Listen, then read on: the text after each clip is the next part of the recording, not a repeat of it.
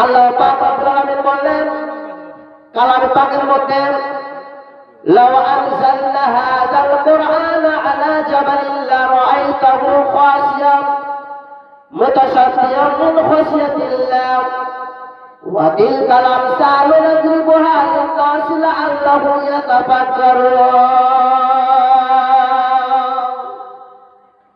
মহান রব্বুল আলামিন বললেন লাউ আনজালনা হাযাল কুরআন, যদি আমি এই কোরআনকে লাউ আনজালনা হাযাল কুরআন আলা জাবালিন লারাআইতাহু খাশিয়ান মুতাশাদ্দিয়ান মিন খাশিয়াতিল্লাহ, আমি যদি এই কোরআন মাজিদকে যদি পর্বতের উপরে যদি আমরা অবতীর্ণ করতাম, লাউ আনজালনা হাযাল কুরআন আলা জাবালিন লারাআইতাহু, যদি পাহাড়ের উপরে আমি অবতীর্ণ করতাম তবে দেখতে যে পাহাড় ভয়ে চূর্ণ বিচূর্ণ হয়ে যেত।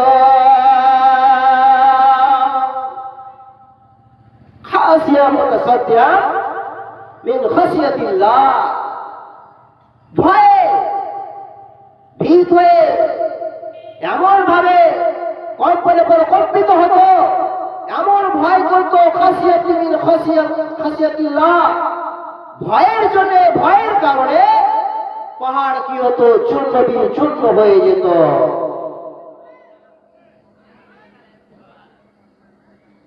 মহান আল্লাহ পাক রব্বুল আলামিন কালামে পাকের মধ্যে বললেন যে কোরআন এমন একটি গ্রন্থ, তার মধ্যে এমন মর্যাদা রয়েছে, এই গ্রন্থের মধ্যে এমন মর্যাদা রয়েছে, এই মর্যাদার ভার, এই মর্যাদার মূল্য এর সম্মান দিতে পারবে না, মূল্যায়ন দিতে পারবে না। এই পাহাড় এমন ভয় করবে, এমন ভয় যে ভয়ের চোটে সে পাহাড় চূর্ণ বিচূর্ণ হয়ে যেত। লাউ আনজালনা হাযাল কুরআনা আলা জাবালিন লারাআইতাহু খাশিয়ান মুতাসাদ্দিয়ান মিন খাশিয়াতিল্লাহ ওয়া তিলকাল আমসালু নাযরিবুহা লিন-নাসি লাআল্লাহুম ইয়াতাফাক্কারুন। ওই গ্রন্থকে, ওই কিতাবকে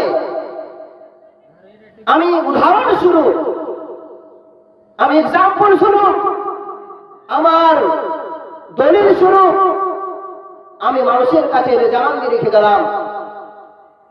আমসালু নাযরিবুহা, আমার নজরানা, আমার দলিল আমি উদাহরণ স্বরূপ মানুষের কাছে রাখলাম, মানুষকে জানিয়ে দিলাম, মানুষকে জ্ঞাত করলাম যে কোরআন এমন একটি মর্যাদা সম্পূর্ণ গ্রন্থ, এমন একটি কিতাব যে পাহাড়ের উপর যদি অবতীর্ণ করা হতো পাহাড় চূর্ণ বিচূর্ণ হয়ে যেত।